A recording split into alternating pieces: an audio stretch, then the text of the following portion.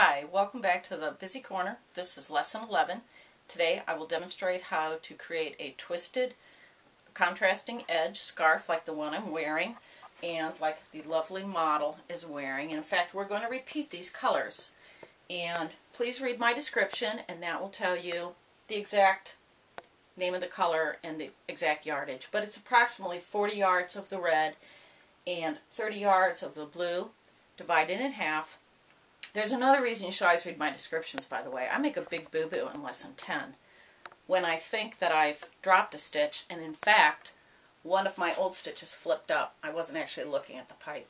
So I didn't really analyze it carefully, ended up making an extra stitch. And you can see that in the video. I didn't take it off because the rest of it is valid, and it really didn't have anything to do with color change. But so we're going to make this scarf. It's one of the most difficult, and it builds on all the other things we've learned. So let's get started. I suggest you may want to put your 3 colors in 3 different baskets, or your 3 separate balls. You're going to have 2 balls of the blue, about 15 yards, 16 yards each, and your 40 yards of the red, along with 40 yards. I use this eyelash pom-pom that I think is really cute. It's hard to work with on straight knitting needles, but I want to show you just how easy it is to use this type of yarn when you're knitting on the stationary rods. So, let's get started. Each of these scarves was made the same way. Let me move my table back here a little bit. Was made the same way. It was made on 3/4 inch pipe, 11 stitches total. The first thing you will do is pick up one of your strands of your blue yarn, leave a tail that does not have to be long at all, and make your slip knot, pipe it, and make 2 more stitches.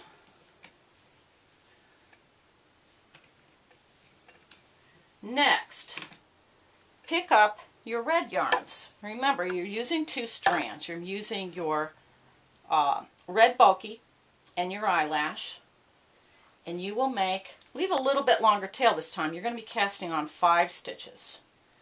So make your slip knot, pipe it, and before you make your next stitch, as I showed you in lesson 10, take this tail now and wind it, carry it through this blue stitch. Not really winding it, you're taking it actually through that stitch. Basically, you're creating a bridge between these 2 stitches. And whether or not you are fringing it or sewing it together, as we will here, or, joining it as we cast off, you'll want to do that because it'll make it look better. Now, take your tail and put it back over your thumb as usual and make your next stitch. Don't pull it too tight. You actually see in lesson 10, I have a little trouble finding this point again because I pulled it too tight. So, make, now you have 2 on, make 3 more. So you want to make sure you do not pull that too tightly there. 1, 2, 3, there's 4, and 5. The only trouble with the pom-pom is actually on the cast on because it wants to stick there. Now pick up your other blue ball and make a slip knot, pipe it, take your tail and carry it through, take it through this last stitch of the red, and make sure you're taking it through and under both strands, the red and the eyelash, and make your yarn bridge, if you will. That's what I'm going to call it. Now make your next stitch. Again, look, I pulled that a little too tight. I don't want to do that. So there's your 3 cast on blue stitches, and you have 11. Now we're going to mark it with our stitch markers, and we're going to try a different type today. These are a little bigger, and I think they'll be easier to see in this yarn. So these are kind of like a big diaper pin.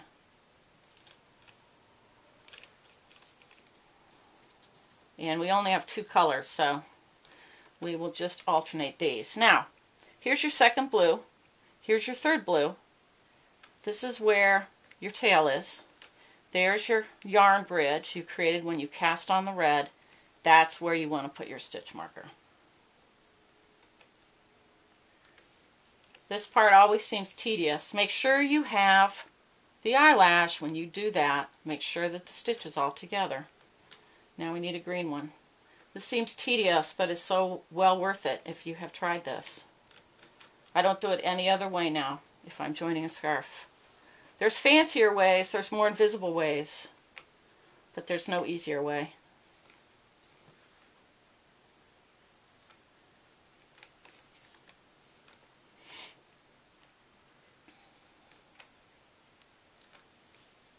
Here is your next yarn bridge. See, there's a bit of a gap here, and that's just where that tail is and where you made that yarn loop. And that's where your next stitch marker goes, right over the loop. So we need green. Okay. Pink. Even if you have trouble, by the way, identifying the actual V, like here's the knot from the slip knot, look to see where the actual stitch is. And if you're to the left of that stitch and the right of the next one, whoops, you're in the right place. And I must have started with an opposite color than I had these laid out for, so it doesn't matter. Get another orange one out. So, these are a little larger and easier to work with for bulky yarn. I don't remember what brand these are. Okay, and don't forget on this one, you need to hold your stitch marker, so just take your tail, bring it through. Now I noticed on the scarf I'm wearing that knot right here was actually a little visible, and it may be because I twisted it once and it lined up with this knot over here. That's neither here nor there. This can be removed. Why? I'm not sure, but if you remove this at the end when you're weaving your tails in, and you'll know where it is because you'll have the stitch marker there, I think that will eliminate that knot. It's not terribly obvious. Let me show you real quick. But I think that's what happened, is because between the knot for the first slip knot and the loop of this lined up to create that. It's not horrible, but you know, it's there. So that's mine. I keep all the experiments that I think are failures. So you have 11 stitches. You should have 11 stitch markers. Always count. 1, 2, 3, 4, 5, 6, 7, 8, 9, 10, 11. So you're ready to go. And let me get my stitch marker row counter reset. This will be our first row. Some knitting books will tell you your cast on row is your first row, and they will just call this the first round. I call it my first row, but so be aware of that if you're transposing knitting directions to these stationery rods. So now you'll see that in the front we have our first blue tail and our first blue working yarn. We're doing a front one, back one, and that will give us a reversible fabric that we can twist, and our stitches will line up in columns. It's rib stitch fabric. So the first stitch we're going to make is a front stitch, and we've done this in previous videos. So you just want to take your front stitch off, or make a front stitch, and now you want to make a back stitch, and your yarn has to come up, the stitch comes off, the working yarn goes over, it gets pulled through and piped. Now this is your last blue stitch. This is where on this stitch and the first blue stitch farther down the pike here, that's where we're going to meld these two colors. So you need to, it's cheating a bit because you see we're bringing this red yarn forward before we've actually gotten to that stitch. But it won't matter and it won't show later. But you need to have all three together when you take this stitch off. And make sure for this first row you're only taking this blue stitch. Later on it will be blue and red. But it is a front stitch. You'll remove this stitch, put it over all three strands, bring your 3 strands through, pipe it. Now drop your blue yarn. You're finished with that for this row. The red yarn comes up, the first red stitch comes off, and make it a back stitch and bring it through. And we have a front stitch, back stitch, front stitch, back stitch. Now here comes your first blue stitch for the second grouping, and now you need to incorporate the blue yarn and the red together on this stitch. So take off this blue stitch, it's a front stitch, so take off that stitch, lay it over your working yarn, grab all 3 working yarns, bring them through, now drop your red. And when you do so, glance down and make sure you're not twisting these yarns up. And if you do that every time, give a quick glance, you're not going to have a big mess. The next stitch is a back stitch, and now a front stitch. And you've completed your first row. Click your row counter. This is your second row. So now do a front stitch. And all these will line up because it's an odd number that you've cast on to begin with. And you won't have to think about it. Each row will begin with a front stitch. The next is a back stitch, again using just the blue yarn. The next is a front stitch. You know that because it's time to do a front stitch. But every time in this particular pattern that you've combined these two together and you see the blue and red together along with the eyelash, that's a front stitch because that's the pattern. And this is where you've combined them. And that red is right there for you to grab. Make sure if you've dropped the blue to pick up the red, you're not picking up the blue's tail. So off comes the stitch. Bring all 3 strands through to make the new stitch. Now drop the blue. And as you do so, make sure it's not twisted around the red. Bring the red up. Make a back stitch. Make a front stitch. Make a back stitch. Make a front stitch. Make a back stitch.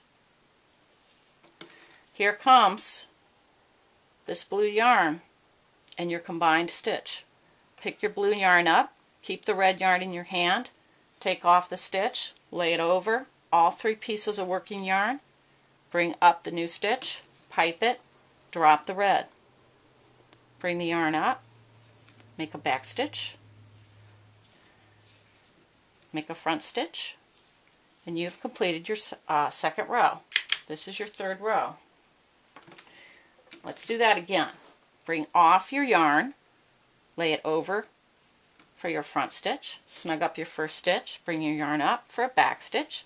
Again, if you remember as you go back over videos or if you've been practicing these techniques, I call this the Bowtie sign because to me it reminds me of half of a bow tie. And to me that is my reminder. If I see this, then that means that previous stitch from the previous row in this spot, that was a back stitch.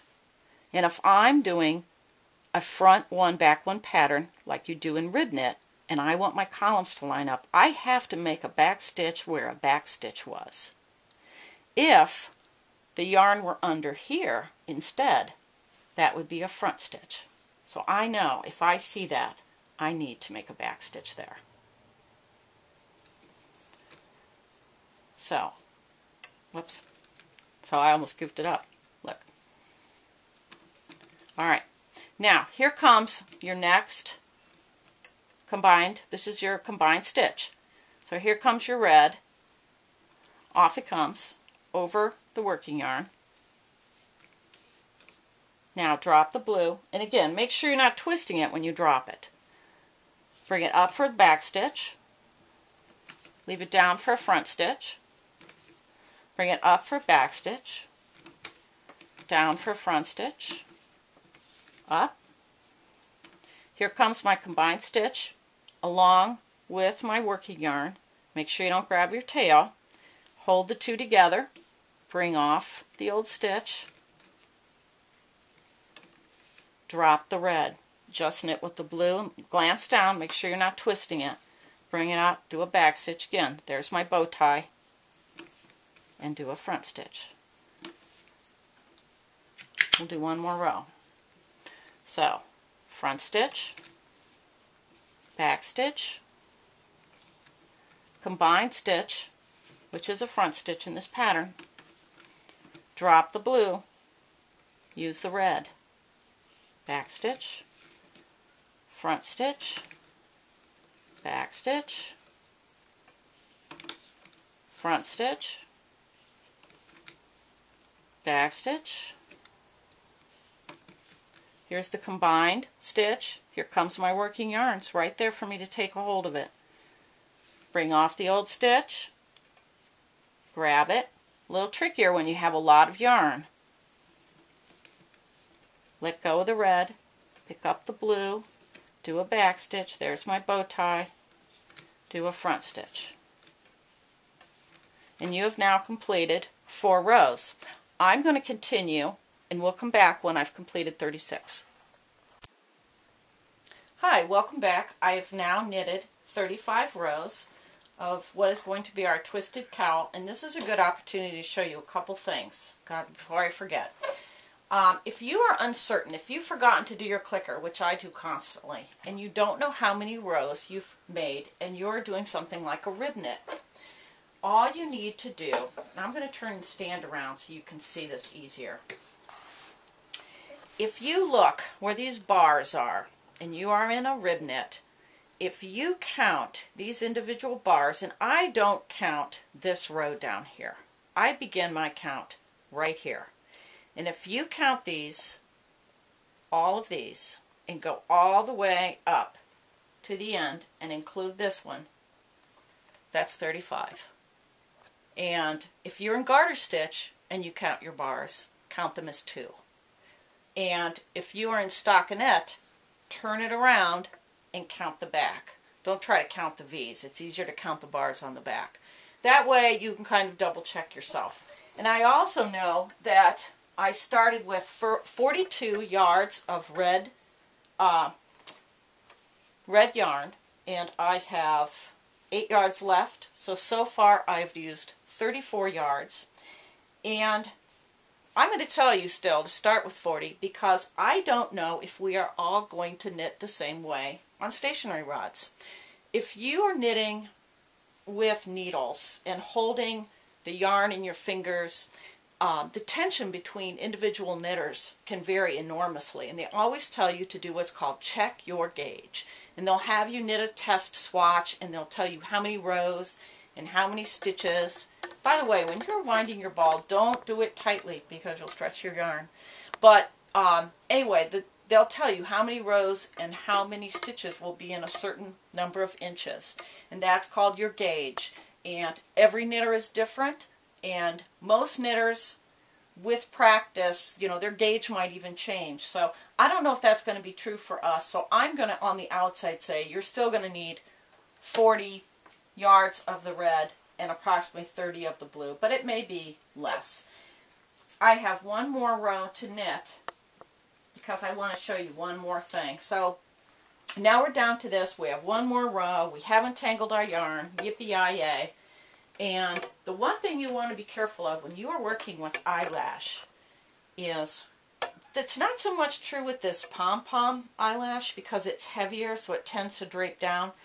I've been knitting with this sometimes and found later that I had a big loop of yarn that I didn't even notice. So when I'm working with something like this that's very lightweight and might just kind of catch up into a little loop that I don't even notice, I will occasionally kind of come through here and it sounds strange, but I pet it. I just make sure that that doesn't have a big loop, and I try to hold it and notice when I'm knitting with it that there isn't a big loop present, because it's a real pain to try to get that out. You almost have to just, if you don't want to redo the piece, you need to cut it and knot it. So let's do our last row. That was just some little incidental tips. And so as you've knitted along, you want to make sure, again, that you have all your strands. Whenever you take off your joining stitch, make sure you drop the preceding. You only do that for one stitch. Although you could get very creative and do all kinds of things. But, I mean, there's no reason to carry yarn over or anything like that doing it this way. And once we knit over here to this pipe, then I will show you how to cast off. And it's exactly as we've done in another video. Here's your joining stitch. Here's your working yarn. Drop your red on your last back stitch, and there you be. And I think the mistake I made, by the way, in lesson 10, this last stitch, even if you snug it up, it's going to loosen up. And if it's towards the end, if your whole stitching is towards the end, then this thing comes up and does this. And I think that's the mistake I made in lesson 10. And I thought I dropped a stitch and I actually knitted into that. So don't do what I do. Just do what I say. Alright, now I'm going to move my chair over here because I think that's easier to see. We're going to bring the working yarns over to the right. And make sure you have slack on there. And on the other videos, now here, it's going to be easier if I just turn this a little bit. On the other videos, I told you to make sure that you did not have it twisted. Now I'm going to tell you, now look, there's a little tiny loopy there, but that'll be okay in my eyelash. Told you not to do that, didn't I? So here's all your tails. Don't let that confuse you when you start to knit this together. So now, instead of having it straight on like this, you're going to turn it one time, just like that, so that you'll be starting with this stitch down here, which was where you cast on originally. And normally you would cast off in pattern, and you would also do it if you were in garter stitches. You did this cast off. But I've noticed if you were doing the front one, back one, it looks fine. And it's complicated enough. So I say just go ahead and now do them all as front stitches and it will look just fine. So, because you know we're not in stockinette anymore. We're doing the front one, back one. So, take your blue yarn, bring it through your first stitch marker, which in this case is orange, and make your loop of yarn. That's going to be your new stitch. Take off the first blue stitch, put it over the working yarn, pipe it. Snug it up a bit. Now you need the green. Bring your yarn through, make sure you're only going where the stitch is. Put the loop of yarn over your fingers, take off the next stitch, put it over the working yarn, pull the working yarn up, pipe it, snug it, cast off the previous stitch by bringing it up and over the second stitch. Okay, now looking ahead, you see this next one was where you did your yarns. You joined your yarns. Here comes your color. So in this orange stitch, you are going to, and it will not make a perfect seam, but it will look just fine. Now take your 3 strands, bring them through that stitch. And I think, again, the easiest way to do this, you might want to have 2 fingers from your left hand coming through there and transfer these from your right to your left hand. So you make sure you have all 3. Once they're through, then slip your fingers inside. Now you've captured them, if you will. Off comes your stitch. Take it over that loop of working yarn. Take your working yarn, pipe it, snug it, cast off the previous stitch. Every time you have 2 on, you take 1 off. Now, drop your blue yarn. Continue with your red. Go through the next stitch marker, which is green. Bring it through, put it on your fingers, your loop of yarn. Take off your next red stitch. Put it over your working yarn. Bring your working yarn up onto the pipe. Snug it up. Take off the stitch. This is a little trickier. You've got 3 yarns to pull over 3 yarns. So you might even take your other thumb and hold it up there. Make sure you don't lose it. Your next stitch marker is orange.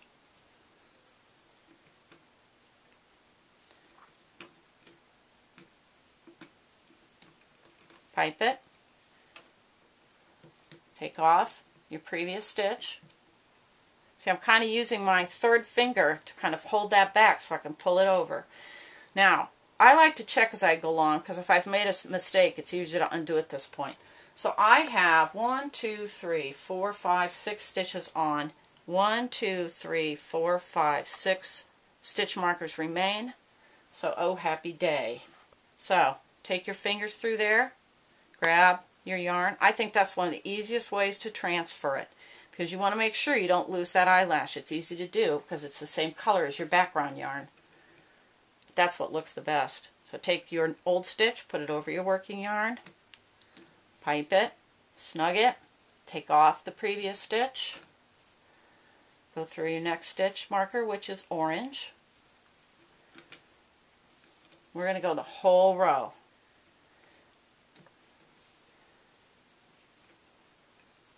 You're looking for green next. Okay, look ahead. This is where your join was, and you need to incorporate your blue yarn right here.